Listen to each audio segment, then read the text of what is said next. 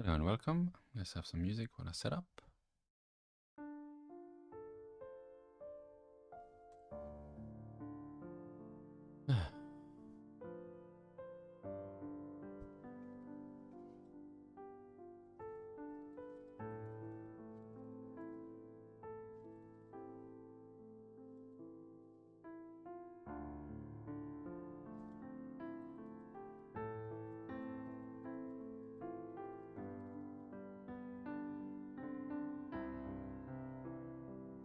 Creative with this message.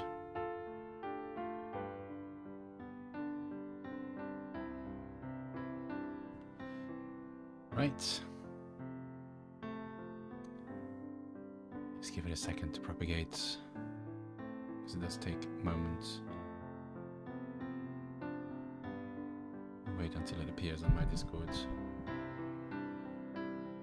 Discord is a slow one. Twitter should already be out. There you go. Discord is out. Cool. So, let's begin.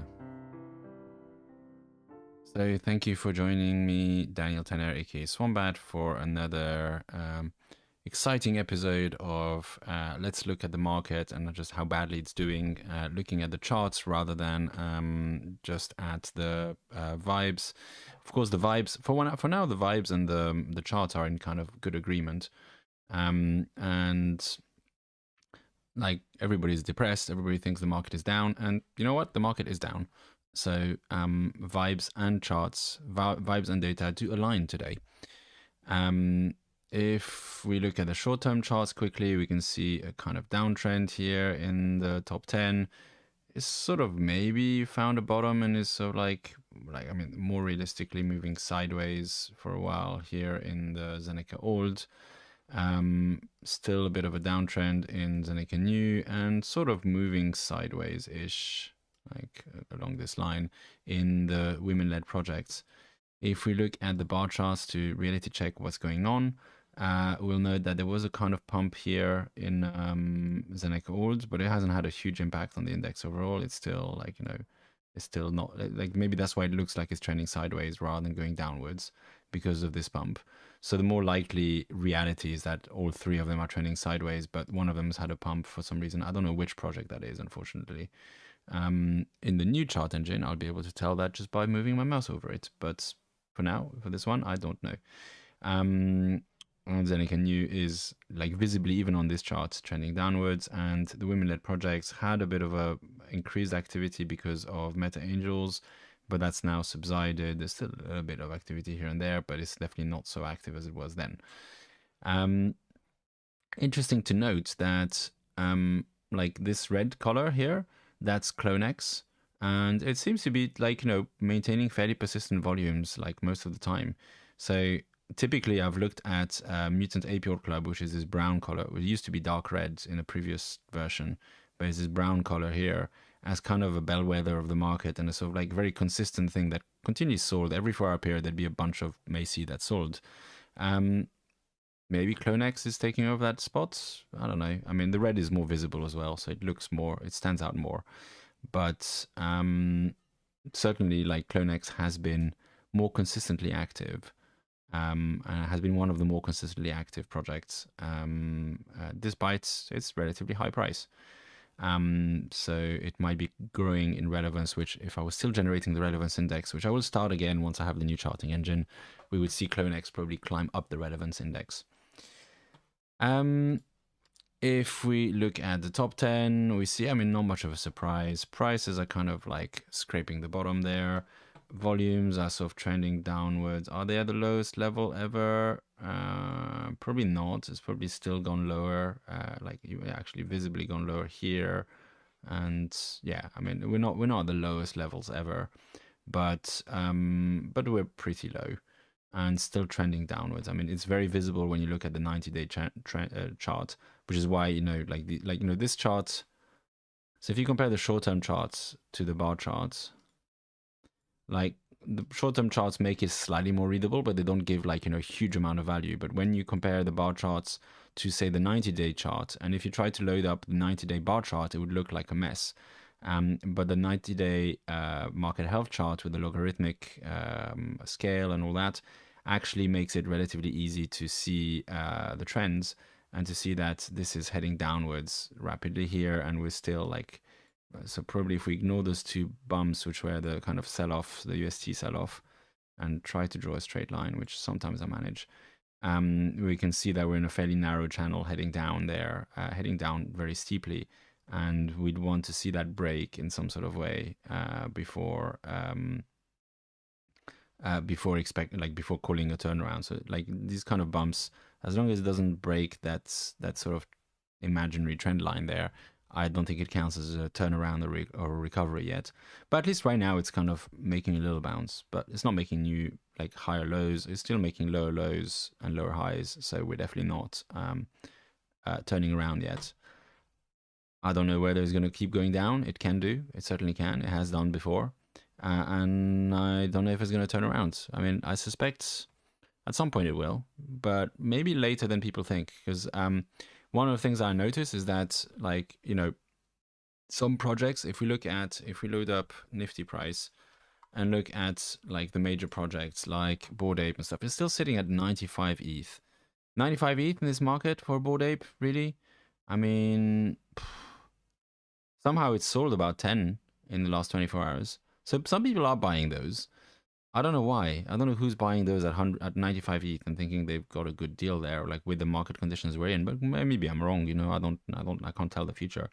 Bute and Tape is dropping down a little bit faster, but those super high price NFTs, you kind of wonder, like, you know, like they're not selling very much, and like, is it really like, if you've got an item that nobody's willing to sell at a price that anybody else is willing to buy at, is that really a project that's alive? I'm not so sure.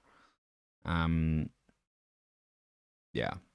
So like, my thinking is that probably this is like, at some point there's going to be a greater price correction on these top 10 projects, and I don't know if that's going to happen, but my sense is that the Bored Apes might be worth like, they're definitely worth something, but I don't think they're worth $200,000.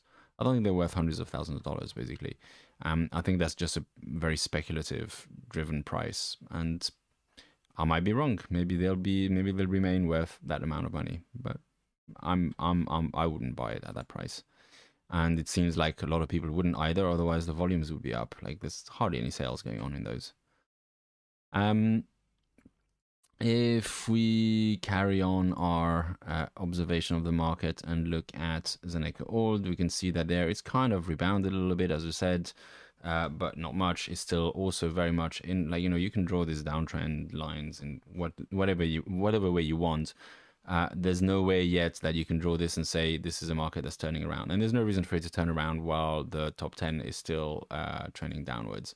And as we said, the reason why it might look like it's turning around is actually because of that pump in that random project. If we then have a look at Zeneca New, that's more clearly showing the same sort of downtrend, which you can see also very clearly here. And again, like, maybe it will find a bottom here, but maybe it won't. It's touched this one here and rebounded there when it was the sell-off when Terra happened.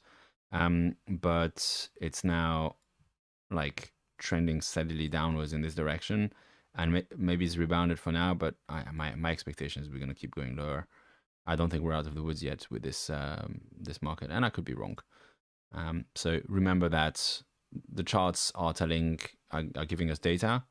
Everything else that I say is kind of speculation and just random bullshit that my brain comes up with to try and make sense of this.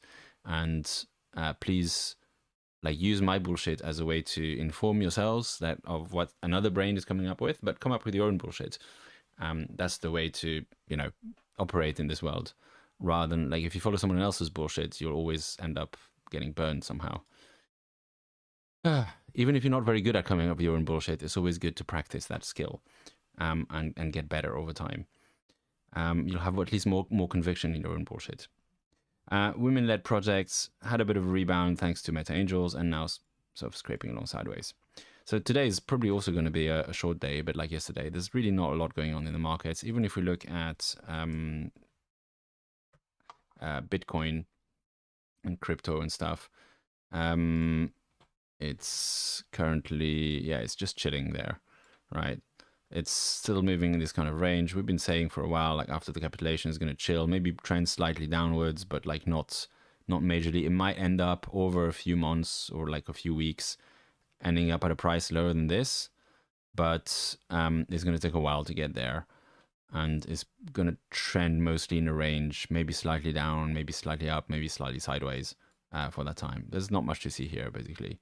And of course, that's true of all the other cryptos as well, all the other good cryptos. I'm curious actually what's going on with ADA. God, ADA is down bad. Like, it used to be at $1 was a solid floor. Well, so much for that. Solana at 50. Everything is kind of down. Everything is all the graphs there have the same pattern, right? The same chart pattern. Everything in crypto is correlated with Bitcoin, basically. If Bitcoin is down, everything else goes down as well. Even completely random stuff like CDFI, which should have nothing to do with it, also goes down when Bitcoin goes down. Arweave down. Gold. Even gold is down.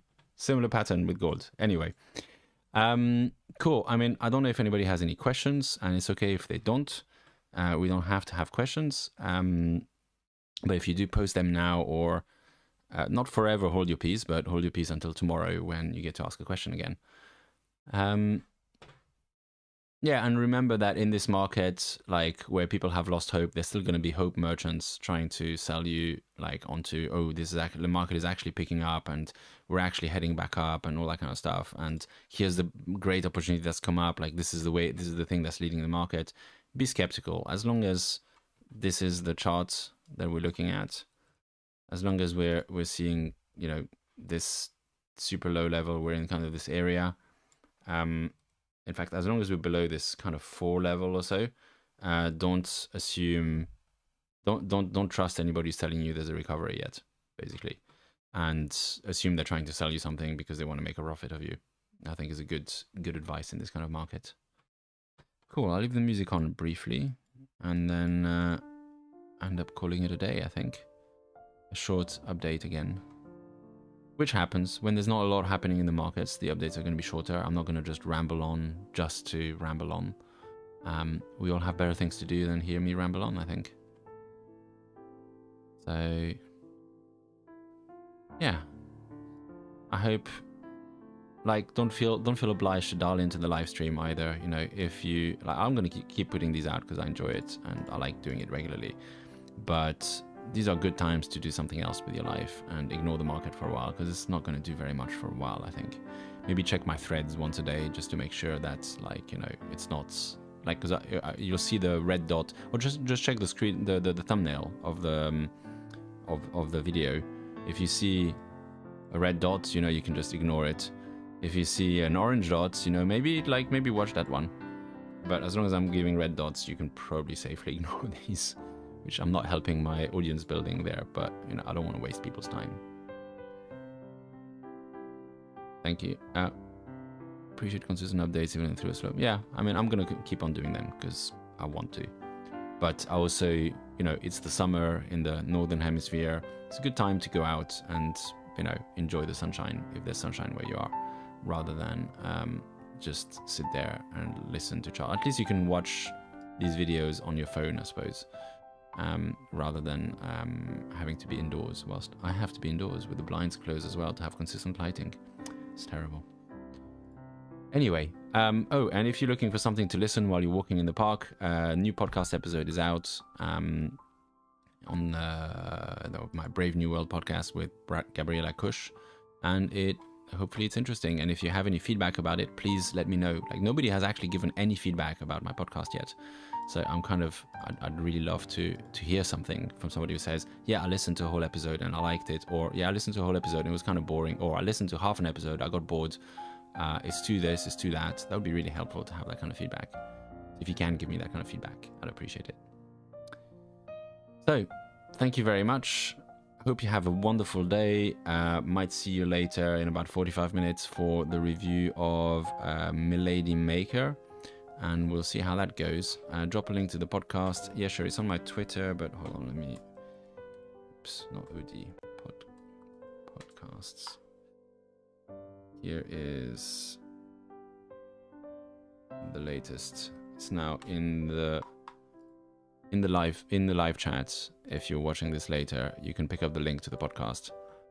And do tweet me some feedback. Me and Gabriella would love to hear what you think about it. So have a lovely day. Take care. Enjoy yourself. And yeah, let the market do its thing. Not that you can stop it anyway. So see you later.